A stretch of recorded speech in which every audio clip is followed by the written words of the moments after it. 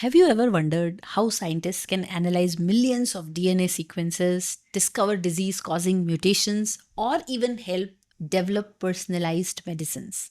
And behind every gene sequence, every protein structure, and every disease breakthrough, there are a set of tools quietly doing the heavy lifting. The answer isn't just biology.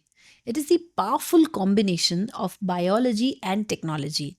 And at the heart of it are bioinformatics tools. The exciting part is you don't need to be a coder or an expert or a computer scientist to start learning them. In fact, many of the world's most widely used bioinformatics tools are beginner friendly and designed specifically to help researchers, students, and healthcare professionals make sense of biological data. Today, we will explore the most important bioinformatic tools every beginner must know. We'll talk about why tools matter, which tool is essential, what each one does, and how you can start learning them step by step. Imagine trying to read a book with 3 billion letters. That's roughly a size of a human genome. Now imagine comparing thousands of such genomes simultaneously. Clearly, this isn't something humans can do manually. This is where bioinformatics tools become essential. They help researchers analyze DNA and RNA sequences, compare genes across species, study protein structure, identify disease markers, process massive biological datasets, accelerate drug discovery and precision medicine. Almost every modern biotechnology, pharmaceutical, genomic, and healthcare research organization relies heavily on bioinformatics softwares and tools. Learning these tools not only improves your technical skills, but also it makes you more employable in the life science industry itself. If biology is the language of life, then bioinformatics are tools and translators. There are a few core tools every beginner should know. NCBI. NCBI, or the National Center of Biotechnology Information, is one of the most important starting points for bioinformatics. It is not just a tool, it is a huge database and resource hub. For beginners, this is often the first stop when you want to learn about a gene or an organism. Think of NCBI as the library of biological data. Another tool is BLAST. BLAST stands for Basic Local Alignment Search Tool. This is one of the first tools every beginner should learn because it answers a very common question. What is this sequence similar to? Helps you find genes, predict functions, and find evolutionary relationship. If you only learn one bioinformatic tools first, BLAST is a great choice.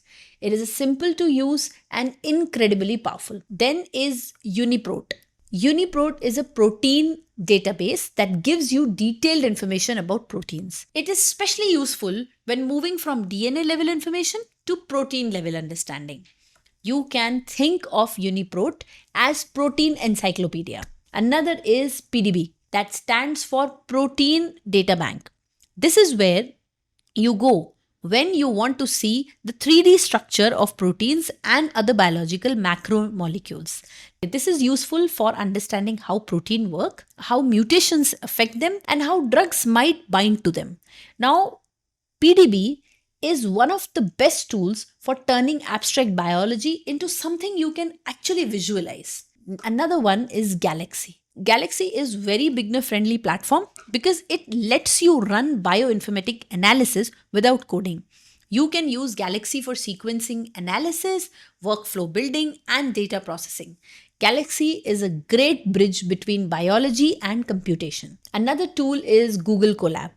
Google Colab is a browser-based notebook environment where you can write and run Python codes without installing much on the system. This is helpful for beginners who want to learn Python for bioinformatics.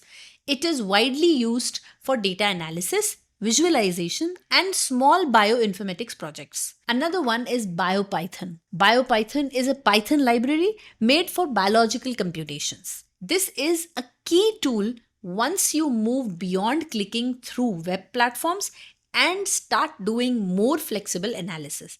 You can use Biopython to read FASTA files, manipulate sequences, and Connect biology with programming. R and RStudio. R is another popular programming language in bioinformatics, especially for statistics and data visualization. RStudio is the interface. Many people used to work with R. This tool is useful when you deal with gene expression data, plots, and statistical analysis. Now, if Python is great for general scripting and sequence work, R is especially strong in data analysis and visualization. Another one is Linux. Many bioinformatics pipelines run on Linux systems. Large genomic datasets are often processed using command line environments. Learning basic Linux commands can dramatically improve your ability to work with research data. Now, this is very, very interesting.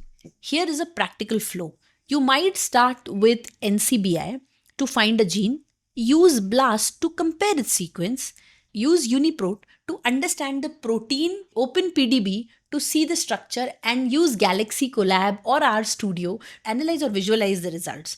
That is the real power of bioinformatic tools. They are not isolated. They work like parts of one workflow. Now, you might be wondering, where do I start? Let's make this beginner friendly. Learning bioinformatic tools become much easier when you follow a simple path. Step 1, learn the basics of biology. Before tools, make sure you understand DNA, RNA, proteins, genes, and mutations.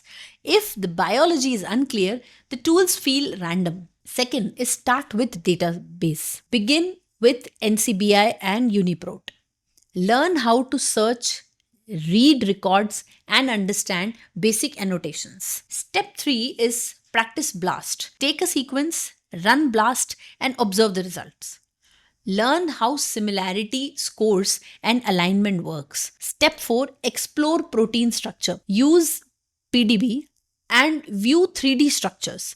Learn how sequencing becomes structure and why structure matters. Fifth is try no-code analysis. Use Galaxy to understand workflows without worrying about programming first. Sixth is move into Python or R. Once you are comfortable, start using Google Colab, Biopython, or RStudios for simple tasks and automations. Step 7, work on a small real project. Do not wait for a perfect big project.